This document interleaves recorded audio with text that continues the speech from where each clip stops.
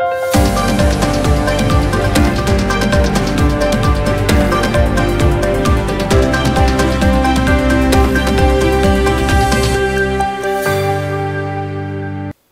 मी Priyanka. Shankhnath news चॅनलच्या मराठी बातमीपत्रात आपलं स्वागत करते. पाहुयात आजच्या काही मुख्य बातम्या. जानेवारीत येणाऱ्या तिडी चतुर्थी निमित्ताने आज सोमवारी नागपुरातील श्री टेकडी गणेश मंदिरात सकाळपासून भाविकांची मोठी गर्दी पाहायला मिळत आहे. नागपूरकरांचे आराध्य दैवत असलेल्या टेकडी गणेशाच्या दर्शनाला चतुर्थी निमित्त हजारो भाविक दर्शनासाठी येत असतात. आज भाविकांकडून 900 किलो रेवडीच्या प्रसादाचे वाटप करण्यात आले. आजच्या दिनी मंदिरात मोठ्या संख्येने भाविक येणार असल्याने मंदिराला आकर्षक रोषणाई देखील करण्यात आली आहे. गर्दी लक्षात घेता सुरक्षिततेच्या दृष्टीने हार, बेल, फुले प्रसाद आणू नये असे आवाहन भाविकांना करण्यात आले. आणलेल्या हार, फुले स्वयंसेवकांकडे सोपवण्याची व्यवस्था केली गेली. भाविकांच्या सुविधेसाठी सीसीटीव्ही, पादत्राणे, पार्किंग आदी सुविधा करण्यात आल्या असून विविध समित्यांचे पदाधिकारी, मंदिराचे अध्यक्ष विकास लिमये, सचिव श्रीराम कुलकर्णी यांच्या मार्गदर्शनाखाली आज दिवसभर परिश्रम घेत आहेत. दरवर्षीप्रमाणे यावर्षी पौष चतुर्थीचा उत्सव असतो हा टेकडी गणपतीचा, आणि तो आनंदाने उत्सवात मनवला जातो. आणि पहाटे 4 वाजल्यापासून रात्री 11 पर्यंत भक्त येतात आणि भगवंताचं दर्शन घेऊन कृतार्थ होतात. आबालवृद्धापासून लहान मुलांपासून मोठ्या वयोवृद्धापर्यंत सगळे दर्शन घेतात आणि भगवंत अनंत पटीने आशीर्वाद देतो. कमीत कमी 2.5 लाख लोक तरी येऊन गेले असतील. आणखीन रात्री 11 वाजेपर्यंत मंदिर चालू असतं. 11 दर्शन सुरू असणार आहे.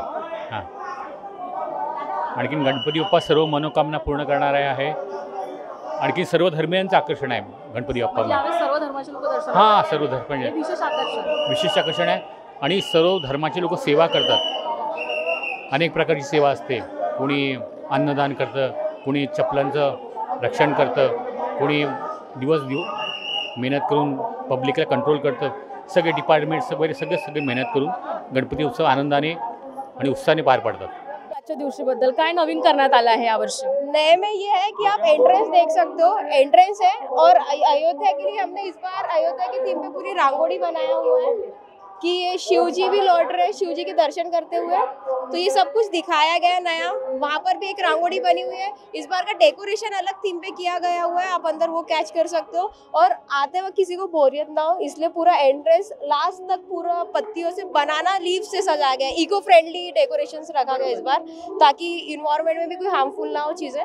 वो सारी चीज़ें नेचुरली डेकोरेशन हुआ इस बार. जो भी चीज़ है सब कुछ डेकोरेशन नेचुरली हुआ है. Okay, thank you ma'am. Thank you ma'am. आज तिळी चतुर्थी सर्वत्र साजरा केली जात आहे. तर एकंदरीत भाविकांची काय अपेक्षा आहे आणि सकाळी किती वाजतापासून दर्शनाला सुरुवात झाली आहे? सकाळी 4 वाजतापासून. ओके. आज काय व्यवस्था इथे करण्यात आली आहे? असे ई रिक्षा आहे, व्हीलचेअर आहे आणि आपलं लेडीज आणि जेंट्ससाठी वेगवेगळ्या आहे. एकंदरीत किती भाविक आज दर्शनाला आलाय, काय सांगाल याबद्दल? कमीत कमी 5 ते 6 लाख. कमीत कमी 5 ते 6 लाख सकाळपासून दर्शनाला आले आहे. अजून काय दर्शनात म्हणजे काय नेमकं वेगळं करण्यात आले आहे? वेगळं म्हणजे व्यवस्था इतकी छान आहे की विचारू नका. कोणाला तुम्हाला विचारा दर्शन करणाऱ्याला कशी व्यवस्था आहे, काही कोणाला त्रास नाही आहे. एकंदरीत सर्वांचं दर्शन एकदम छान झालं, एकदम व्यवस्थित, काही त्रास नाही. आणि बाप्पा सर्वांना दिसून राहिले आहे. आणि आज चतुर्थीचं इम्पॉर्टंट असं आहे की चतुर्थी म्हणजे जे दर्शन करतात त्यांचं वेगळंच हे आहे. वेगळा आनंद भक्तांच्या चेहऱ्यावर बघायला मिळत आहे. तुम्ही काय सांगाल आजच्या या व्यवस्थेबद्दल? हमारे तरह यानी कि हम यहाँ पर मंदिर के सेवा सेवक हैं. पिछले 15 साल से यहाँ सेवा दे रहे हैं. तो हमारे को सबसे पहले यहाँ के जो ट्रस्टी है उन्होंने आभार प्रकट करके हमारे को आगे किया है कि हम शहर से सेवा दें. इसमें हमारे पूरे 700 लोग सेवक हैं जिन्होंने पूरी श्रद्धा के साथ ई रिक्शा, पैदल व्यवस्था, श्रद्धालुओं को अच्छे से प्रसाद ग्रहण करके उनको संतुष्टिपूर्वक, श्रद्धालुपूर्वक उनको वहाँ तक के व्हीलचेयर के दर्शन कराए. बुजुर्ग हो, महिला प्रेग्नेंट हो या छोटा बच्चा लेकर आ रही हो, उनके सबसे पहले उनको आगे ले जाकर उनको दर्शन कराकर प्रसाद ग्रहण करके उनको श्रद्धालुपूर्वक निपटारा किया है. म्हणजे एकंदरीत तुमची 700 लोकांची टीम आहे, त्यांनी मिळून हे काम केलेलं आहे. ओके. आज आपण नागपुरातील श्री गणेश टेकडी मंदिर इथे आलो आहोत। निमित्त आहे पौष महिन्यातील तिळ चतुर्थी। ही चतुर्थी सर्वात मोठी चतुर्थी आहे असं मानलं जातं। आजच्या दिवसाच्या निमित्ताने श्रींना वेगवेगळ्या फुलांनी सजवण्यात आलं आहे। मंदिराला सुद्धा वेगवेगळ्या लाइटिंगनी रंगीबिरंगी लाइटिंगनी सजवण्यात आलं आहे। आणि यावर्षीची थीम आहे ती म्हणजे इको फ्रेंडली। केळीच्या पानांनी संपूर्ण मंदिराच्या एंट्रन्सचं डेकोरेशन करण्यात आलेलं आहे। आणि विशेष आकर्षण यावर्षी असं आहे की जे अयोध्येला प्राण प्रतिष्ठा करण्यात आली आहे त्याची रांगोळी मंदिराच्या प्रांगणात काढण्यात आली आहे।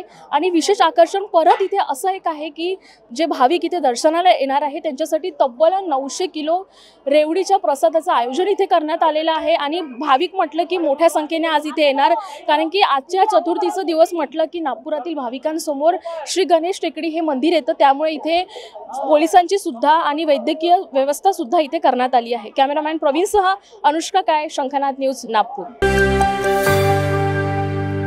भारतीय लष्कराच्या नागपूर येथील उत्तर महाराष्ट्र आणि गुजरात उमंग सब एरियातर्फे नागपूरमधील मानकापूर विभागीय क्रीडा संकुल येथे येत्या 2 ते 4 फेब्रुवारी दरम्यान शौर्य संध्या या भारतीय लष्कराच्या संदर्भात असणाऱ्या एका कार्यक्रमाचे आयोजन करण्यात आले आहे।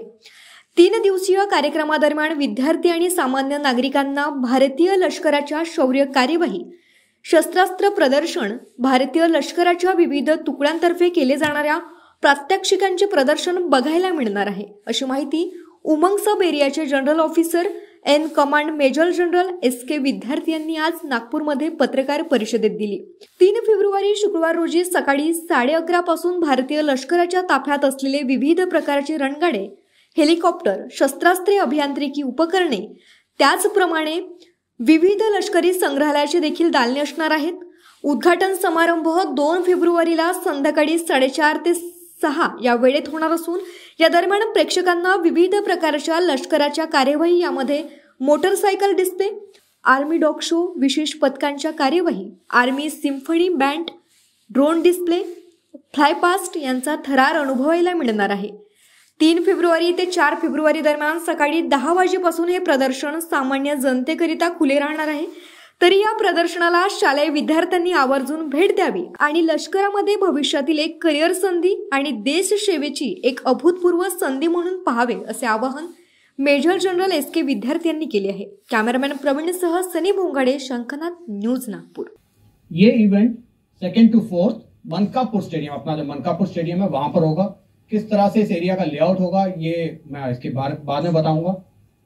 तो 2 फरवरी 16 शाम को 4:30 बजे इसका ओपनिंग सेरेमनी होगा, जो कि सिर्फ डायनामिक डिस्प्ले का होगा, यानी कि इसके बारे में डायनामिक डिस्प्ले के बारे में बताऊंगा। नागपुर में भारतीय सेना पहली बार एक शौर्य का प्रदर्शन करने जा रही है। इसको हमने शौर्य संध्या का नाम दिया है। ये 2 से 4 फरवरी के बीच में यहाँ पे जो मनकापुर स्टेडियम है वहाँ पे किया जाएगा। इसमें भारतीय सेनाध्यक्ष general Manoj Pande chief guest होंगे और श्री नितिन गडकरी जी वो गेस्ट ऑफ ऑनर हैं। इसमें भारतीय सेना अपने शौर्य का प्रदर्शन, जैसे कई तरह के डिस्प्ले और एग्जीबिशन हैं, जितने हमारे पुराने और नए इक्विपमेंट जो भारतीय सेना में यूज़ हो रहे हैं, जैसे भीष्म टैंक, बोफोर्स गन्स, इस तरह के इक्विपमेंट यहाँ पे डिस्प्ले के हैं, डिस्प्ले रखे जाएंगे जिससे कि बच्चे आके देख सकते हैं। जो हमारा दूसरा डिस्प्ले है, एरियल डिस्प्ले है, इसमें हेलीकॉप्टर से हम लोग स्लिदरिंग, हॉट एयर बलूनिंग, फिर मोटरसाइकिल के डेयर डेविल का शो है, उसके बाद स्पेशल फोर्सेस का अपना अलग शो है, आर्मी पाइप बैंड अपना डिस्प्ले करेगा, फिर वॉरियर्स जो नॉर्थ ईस्ट से आ रहे हैं, कुछ तमिलनाडु से आ रहे हैं, ये लोग अपना डिस्प्ले करेंगे। इसके अलावा आर्मी सिम्फनी बैंड होगा और ड्रोन डिस्प्ले होगा करीब 10 मिनट का। तो इस तरह से आर्मी के जो कई सारे फेसेट्स हैं, फाइटिंग और बाकी ट्रेनिंग और कॉम्पिटेंस, कैपेबिलिटी, जो सब चीज़ें वो हम डिस्प्ले करने की कोशिश करेंगे मनकापुर स्टेडियम में 2 से 4 तारीख के बीच में। इसका उद्देश्य जनता में, बच्चों में भारतीय वायुसेना के लिए जागरूकता पैदा करना है कि हमारी सेनाएं कितनी कैपेबल हैं, और जिससे कि बच्चे देखें उसको, जो कि हमारे फ्यूचर हैं, और हमारी आर्मी ज्वाइन करने के लिए वो करें। कई बार ऐसे नागपुर जैसी जगह में जहाँ पे ज़्यादा आर्मी का ऑपरेशनल सेटअप नहीं है, तो यहाँ पे बहुत सारे बच्चे हैं, यूथ है, जो कि नहीं जानता है कि हमारे पास है क्या क्या। वो बस पेपर में पढ़ते रहते हैं या टीवी पे देख लेते हैं कभी कभी। तो ये कोशिश की जाएगी इस शौर्य संध्या के तरीके से कि बच्चे फिजिकली जाके उसको देखें। जैसे भीष्मा टैंक को कई लोगों ने नहीं देखा होगा, T-90 टैंक है, वो फोर्स के बारे में सुना होगा, तो ये सारी चीज़ें वहाँ पे डिस्प्ले होंगी और बच्चे देख पाएंगे और जान पाएंगे कि हमारी आर्मी की कैपेबिलिटीज़, हमारी आर्मी की ट्रेनिंग, और उससे बच्चे ज़्यादा से ज़्यादा आर्मी ज्वाइन कर सकते हैं। ये इवेंट पब्लिक के लिए फ्री है, पब्लिक के लिए ओपन है। यहाँ पे शाम को 4:30 बजे से शो है, तो 3:30 बजे तक उम्मीद करेंगे कि सब लोग पहुँच जाएँ। 2 तारीख को 11 बजे स्टैटिक डिस्प्ले का ओपनिंग सेरेमनी, जो कि पूरे टाइम चलता रहेगा। जो एरियल डिस्प्ले और डायनेमिक डिस्प्ले है वो 3:30 से 6 बजे तक होगा। राज्य सरकारने अधिसूचना काढली आहे, त्यावर आक्षेप मागितले आहेत। अधिसूचना अंतिम करण्यापूर्वी सुनावणी होईल, त्यात आपले म्हणणे मांडता येईल असे प्रतिपादन भाजपचे प्रदेशाध्यक्ष चंद्रशेखर बावनकुळे यांनी केले। कुणबी नोंदणी असूनही प्रमाणपत्र मिळत नव्हते, मात्र आता प्रमाणपत्र मिळणे सोपे होईल। मराठा समाजाला वेगळे आरक्षण देण्याचा निर्णय सरकार घेईल, यापूर्वी फडणवीसांनी दिले होते, मात्र ज्याच्या कुणबी नोंदणी आहेत त्यांचा निर्णय झाला आहे। ओबीसी मध्ये ज्या कुणबी नोंदणी आहेत त्याबद्दलचा निर्णय झाला आहे। मराठा समाजाला वेगळे आरक्षण देण्यावर भाजप ठाम आहे। सर्वपक्षीय बैठकीत ओबीसी आरक्षणाला धक्का न लावता मराठा आरक्षण देण्यावर एकमत झाले होते। ओबीसींवर अन्याय होणार नाही, ओबीसी आरक्षण टिकवणे, ओबीसी मंत्रालय निर्माण करणे हे फडणवीसांनी काम केलं आहे। मात्र ओबीसींनी घाबरू नये, अधिसूचना काढल्यावर हरकत येणार आहेत। दरम्यान पंकजा मुंडेंची भूमिका भाजप विरोधी नाही, छगन भुजबळांनी वेगळी भूमिका घेतलेली नाही। आपले मत मांडण्याचा अधिकार सर्वांना आहे, पण मुख्यमंत्री आणि भुजबळ बसतील आणि कन्फ्युजन दूर करतील असा विश्वास आहे। राहुल नार्वेकरांनी दिलेल्या निर्णयावर बोलताना उद्धव ठाकरेंच्या मनालायक निर्णय लागला नाही। राहुल नार्वेकर यांनी जो निकाल दिला तो विधिमंडळाच्या नियमात जे आहे त्यानुसार निर्णय दिला आहे। नार्वेकर अत्यंत योग्य आहेत, त्यांची निवड योग्य आहे। मताच्या राजकारणासाठी लोक किती खाली जातात अशी टीका देखील बावनकुळे यांनी याप्रसंगी केली। शंकनाथ न्यूजसाठी ब्युरो रिपोर्ट। छगन भुजबळांनी काही वेगळी भूमिका घेतली नाही आहे। छगन भुजबळांनी आपलं मत व्यक्त केलं आणि त्यांचा मत व्यक्त करण्याचा प्रत्येकाला अधिकार आहे। या देशामध्ये प्रत्येकाला आपलं मत व्यक्त करण्याचा अधिकार आहे, अभिव्यक्ती स्वातंत्र्य आहे। त्यामुळं कोण काय मत व्यक्त केलं यापेक्षा नियमाने काय ते बघितलं पाहिजे। सरकारी अधिसूचना काढताना जनतेला तुम्हाला त्या अधिसूचनेमध्ये आपल्या हरकती घेण्याकरता मुभा दिली आहे। वन साइड सरकारने कुठला निर्णय केला नाही आहे। आणि राहिला प्रश्न सर्वपक्षीय लोकांचा, भारतीय जनता पार्टी आणि सर्व पक्षाच्या लोकांसमोर एकनाथ शिंदेजीच्या कार्यवृत्तामध्ये लिहिलं आहे की आम्ही कुठलाही ओबीसी समाजावर अन्याय न करता मराठा समाजाला आरक्षण देऊ। EWSचं आरक्षण मराठा समाजाला सुरू आहे, तसंच वेगळं आरक्षण सुद्धा मिळणार आहे। यामध्ये मराठा समाजाचं संपूर्ण समाधान होईल। आणि ज्या कुणबी नोंदी ऑलरेडी आहेत त्यांना प्रमाणपत्र मिळत नव्हतं, आता कुणबी नोंदी असताना प्रमाणपत्र मिळत नाही, त्याकरता सुलभ आणि सोपी पद्धत करून देणे हे काही चूक नाही असं मला वाटतं। असं आहे की आपापलं मत मांडण्याचा अधिकार तर प्रत्येकाला आहे ना, जरी मंत्री असेल तरी, किंवा उद्या मी राज्याचा अध्यक्ष आहे, माझं एखादं मत जर असेल तर मला मांडण्याचा अधिकार आहे। पण एकदा मुख्यमंत्री आणि माननीय छगन भुजबळ साहेब बसतील आणि योग्य त्या ठिकाणी जे काही त्यांचं कन्फ्युजन आहे ते दूर करतील।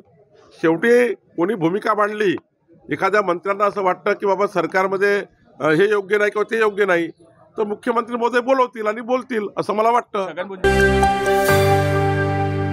अमरावती जिल्ह्यातील मार्डी येथील स्वयंघोषित गुरुदास बाबा उर्फ सुनील कावलकर याने मध्य प्रदेशातील एका महिलेवर 3 महिने अत्याचार करून मोबाईलमध्ये अश्लील चित्रफिती बनविली। या प्रकरणी महिलेच्या तक्रारीवरून कुर्हा पोलिसांत गुरुदास बाबावर बलात्काराचा गुन्हा दाखल करण्यात आला आहे। आपल्या पतीला व्यसनाधीनतेतून मुक्त करण्यासाठी जबलपूर येथील 34 वर्ष महिला 2 मे 2023 रोजी बाबाच्या मार्डी येथील आश्रमात आली होती। पतीला व्यसनमुक्त करण्यासाठी पुढील काही महिने आश्रमातच मुक्कामी राहावे लागले असे तिला सांगण्यात आले।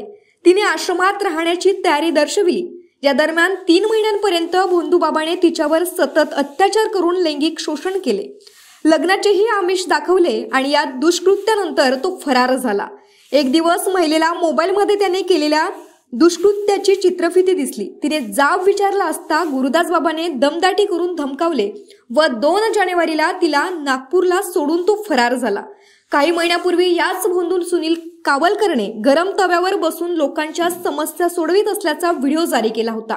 त्याबाबत चौकशी होता 4 धामच्या बहाण्याने तो पसार झाला होता।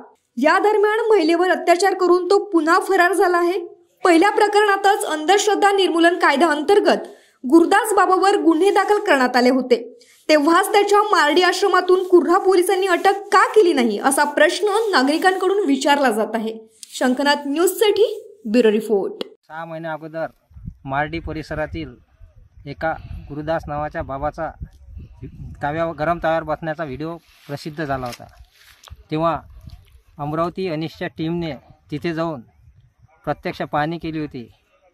तेव्हा बाबांनी आम्ही अंधश्रद्धा पसरवत नाही असं जाहीर करून तिथून पळ काढला। नंतर चौकशी केली असता बाबा नर्मदा यात्रेवर गेले असे तिथे सांगण्यात आले। त्यानंतर अनिशतर्फे गुन्हा दाखल करण्यात आला, पोलिसांकडे तक्रार करण्यात आली होती, पण त्याची दखल तेव्हा पोलिसांनी घेतली नव्हती। त्यानंतर काही दिवसानंतर 2 महिलांनी बाबांनी दुष्कृत्य केल्याचे आणि फसवल्याची तक्रार अनिशकडे दिली होती। अनिशचा ते क्षेत्र नसल्यामुळे अनिशने त्यांना मार्गदर्शन करून पोलिसांकडे तक्रार करण्याचा सल्ला दिला होता। त्यानुसार त्या महिलांनी कुर्हा पोलीस स्टेशनला बाबाच्या विरुद्ध तक्रार दाखल केली आणि आता त्या बाबावर बलात्कार, फसवणूक व सायबर क्राईम या गुन्हा नोंदवून आश्रमाला सील लावण्यात आलेला आहे। अनिशतर्फे मी विनंती करतो आणि आवाहनही करतो की ज्या अशा फसवलेल्या बाया असतील, पुरुष असतील, तर त्यांनी समोर येऊन आपल्या तक्रारी दाखल कराव्या आणि या बाबाचं पितळ उघडं पाडावं।